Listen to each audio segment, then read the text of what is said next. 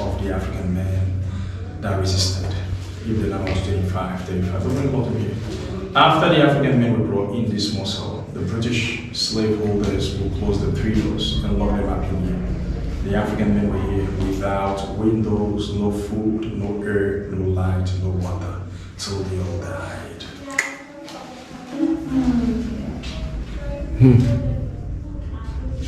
Till they all died. No food, no water. No air. No air. Okay, no windows. Have you seen windows? No windows. Okay, let me just close the door and put the lights out. No flashlight. I need to show you how this place looked. No, turn off the lights. So you come in. No, I don't have this. I'm just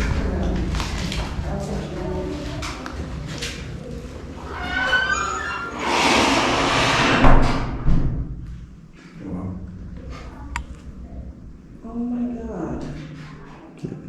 Turn This off. is terrible. Turn off the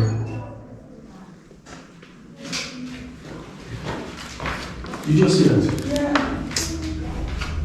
And these are all markings of chains and shackles. So they were chained They in chained there. it before they brought it here. Oh my gosh. Please come on. So we must like them. We must like them. Right here.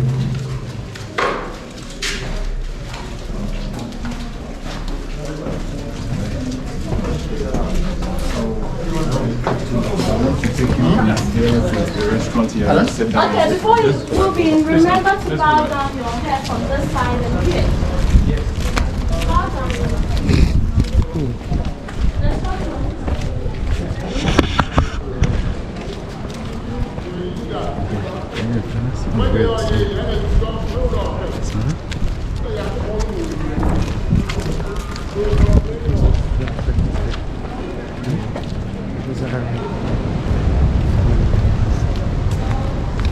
So this is the tunnel.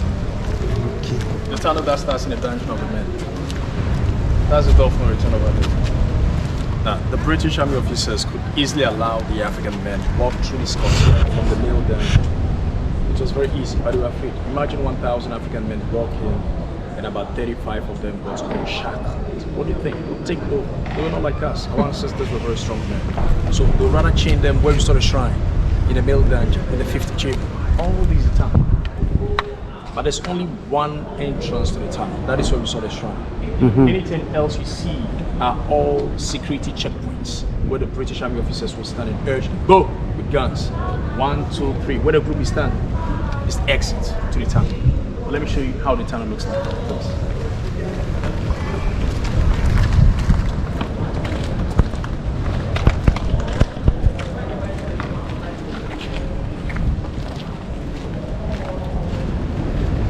So you watch ahead, you take just one step like this. You take a look, watch your head, and you come out. Do you all remember where the tunnel begins?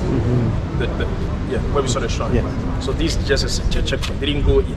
The British Army officers would just stand here and look at them and urge, go. So the exit.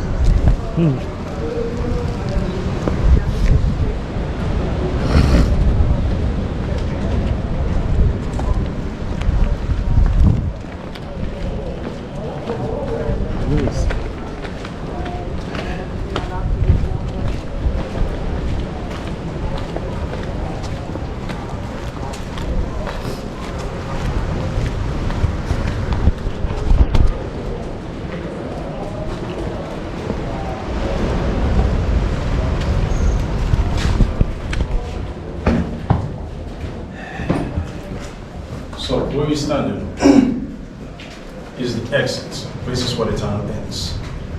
From where we are standing, we were supposed to be seeing the shrine. We were supposed to be walking through, but because the tunnel got sealed off, so we can't do it.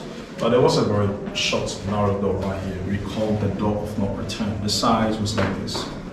The British Army officers would chain the African men in the middle dungeon. They'll force them through this door, put them onto the ships, and ship them off. So they'll bring them from the middle dungeon through this door of no return. But because of the violence of the waves, they blocked it off completely. After this door was sealed off, that became the exit, and that exit leads to the other door of no return. The reason why the tunnel was sealed off was because after the abolition in England, slavery was still going on here. There was a governor we called Captain George McLean. He blocked off the tunnel in 1834 to officially mark the abolition. Let me take you to the female dungeons.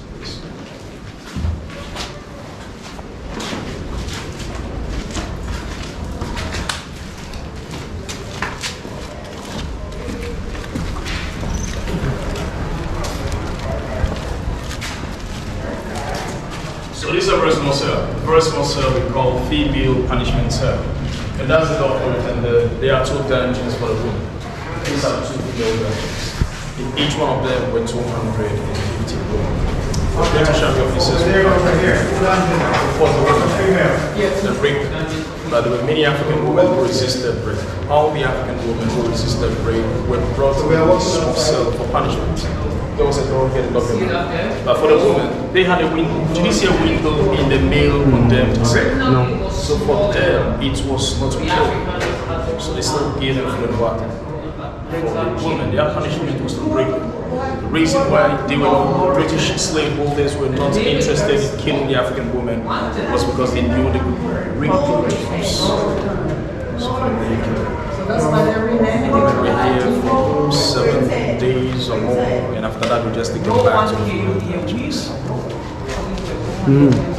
That's the whole is where the women would release themselves. When they were releasing themselves.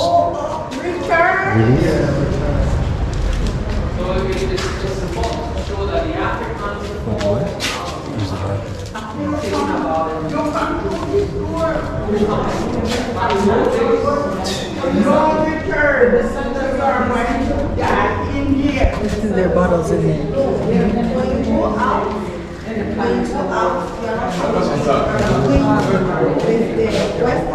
They're going out to the ship.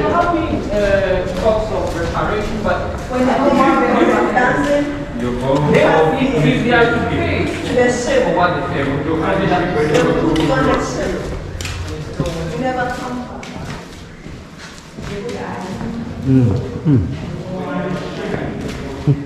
Now there's a small cell right here. Okay, this is also a very small cell, but these are the dungeons. Very small place for 250 women. 250 women, African women. Now when you go to Elmina Castle, at Elmina Castle there's a trap door from the female dungeon to the quarters of the Portuguese governor. So when he wants a woman, they'll bring all the African women together and he'll pick one. They'll clean that woman from the female dungeon to his quarters. And when he's done, and they are bringing the African women back to the dungeons, many of the Portuguese army officers would still take advantage of the African women before they took them back to the female dungeons. But over here, we saw the quarters of the governor, the British governor. So he had to come here. He was just stand there, they'll look at a woman, they'll take them out, they'll clean them and rape them. Because of that, many African women got pregnant here. All the African women who got pregnant in the female dungeons were taken outside the slave castle. They gave them food and water and shelter and everything. The children that the African women gave birth to were light-skinned children. You know what the British did? They didn't give the light-skinned children African names. They rather gave them European names. Johnson, Nicholas, Charles. That was done on purpose in order to Europeanize the identities of the light-skinned children. Remember the church we saw on top of the dungeon? The church was a school. That is where the light-skinned children were educated. It was not education. It was indoctrination. No, they conditioned the mindset of the light-skinned children to think and feel they were superior to the dark-skinned Africans. I personally call that psychological segregation. But the most painful aspect is that many African women were still brought back to these dungeons, even after giving birth for shipment. And the British slaveholders referred to the African women as wenches. And a wench means a prostitute. That's how they call them. But it rolled over back in America, bro. The same thing happened to this. Wench, yeah. It rolled over. All of this stuff rolled back into America once they were there. In the After they took them as a slave, Yeah, that was it's the same thing. We never stopped. called a wench. Never stopped. Let me show you the door, please.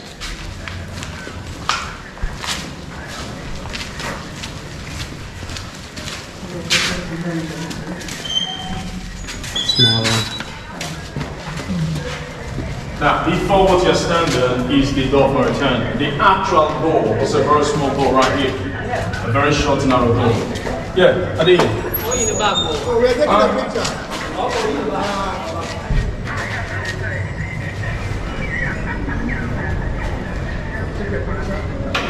Which one? The actual door was very short and narrow door. We called that door the door of return because that was the exit through which, the final exit through which the Africans walked through for shipments. And they never came back. They were all shipped off to the Americas or to the Caribbean islands for the rest of their lives. They never saw the beautiful African continent, never. But all the African men came through the tunnel, the African women through the female dungeons. They forced them through this door. Now, the big gas slave ships that transported the Africans to the Americas and to the Caribbean islands were very far away from here. They intentionally anchored them very far. So they'll bring smaller boats closer to the slave castle, force the Africans onto the smaller boats, transfer them to the bigger slave ships for shipment. So now we are returning. We call the journey milk. And that's what they treat more. Crossing these dangerous places. The Africans have to go.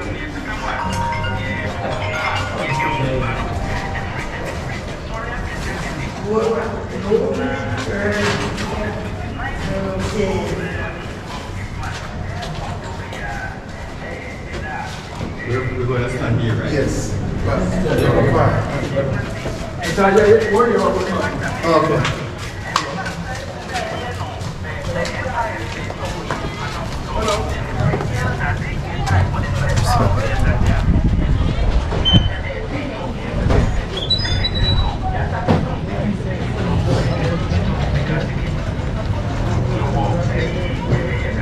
So they took them out. The bigger slave ships were not here. The bigger slave ships were anchored very far away from here.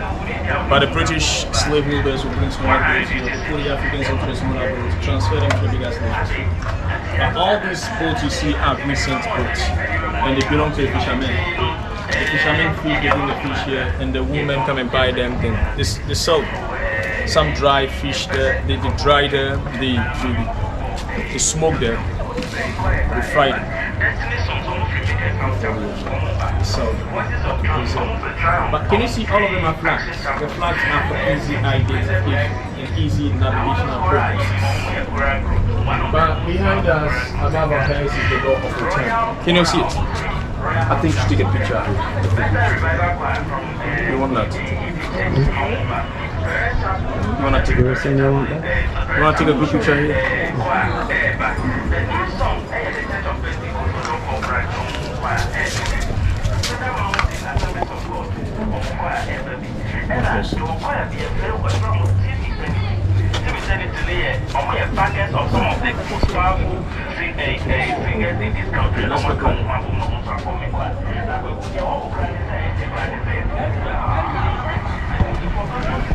So this door is a different door.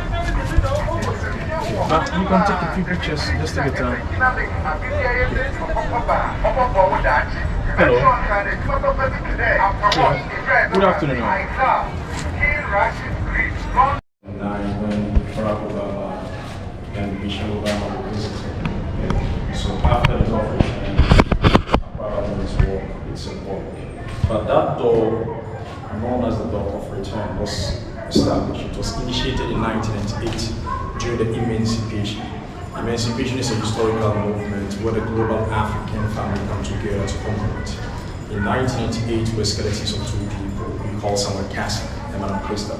Samuel Castle and Madam Crystal are from New York and Jamaica, respectively.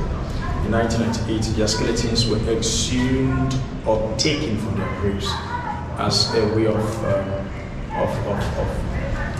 representing the Africans in the diaspora returning to the motherland. So their skeletons were brought to Accra, and from Accra to a place called Abanzi, and from Abanzi across the ocean through the door of return. This is a symbolic way of urging the Africans in the diaspora to come back to their roots. And the other purpose of the door of return is to bridge the gap between the Africans here and those in the diaspora. Now, after the skeletons of Samuel Castle and Madame Crystal were brought back, they were reburied at a place called the Asin Monsoon Slave River site. And that is where all the Africans were brought from the northern regions, Mali, Burkina Faso, to the southern part, especially to this place, took their last bath. Now, because the Africans, some of them had to work for 3 months or more, so they took them to the last bath. They cleaned them, they shaved them, smeared them with shea butter, and brought them to the Palava Hall for transaction to take place. And after that, they were all held in the dungeons, the male dungeon and the female dungeons. But this is where I'd like to end my presentation. Do not forget there are 3 slave castles in Ghana: Elmina Slave Castle, Osu Slave Castle, and Cape Coast Slave Castle. The Portuguese built the Elmina Slave Castle in 1482. The Danes established Osu Castle in 1661, and the British built Cape Coast Slave Castle in 1664.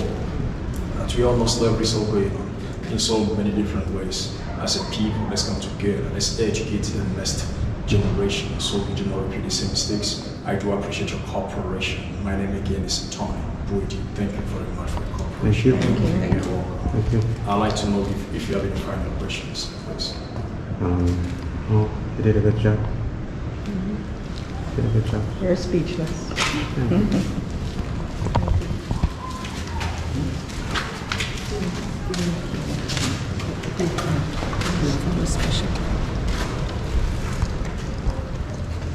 It's sad.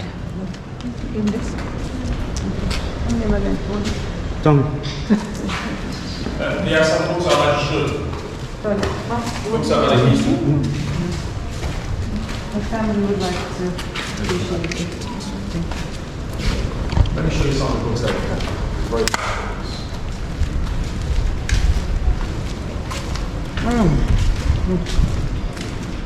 So, you're either get with it if you're but It's one of those things.